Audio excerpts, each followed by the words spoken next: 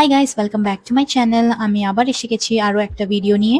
তোমরা অনেকেই জিজ্ঞেস করো আমার স্কিন কেয়ার রুটিনটা কি থাকে, তো আজকে আমি তোমাদের সাথে আমার আপগ্রেডেড স্কিন কেয়ার রুটিনটা শেয়ার করছি, যেটা অনেকই সিম্পল।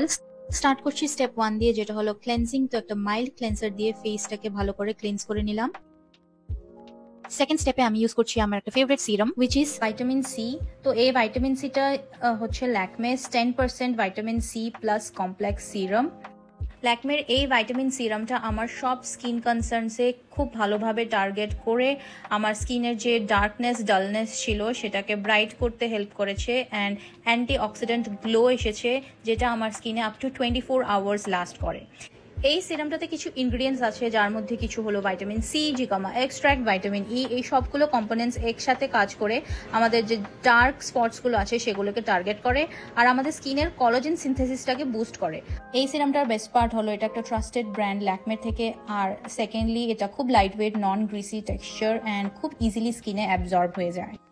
ভাইটামিন সি সিরামটা ইউজ করার পর আমি একটা খুব লাইট ওয়েট ময়শ্চারাইজার ইউজ করে নিচ্ছি আমার স্কিনটাকে হাইড্রেট করার জন্য।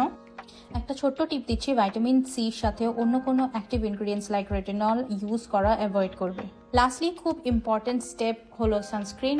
এখানে আমি SPF 50 একটা সানস্ক্রিন ইউজ করে নিচ্ছি আমার স্কিনকে হার্মফুল ইউভি রেজ থেকে শিল্ড করার জন্য। এখানেই শেষ হয়ে গেছে আমার মর্নিং স্কিন কেয়ার রুটিন। একদমই টাইম লাগেনি, তাই তো খুব ইজি অ্যান্ড সিম্পল।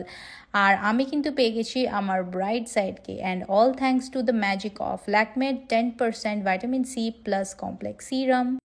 তোমরাও কি রেডি গ্লো করার জন্য? তো তোমরাও গ্র্যাব করে নাও তোমাদের ভাইটামিন সি।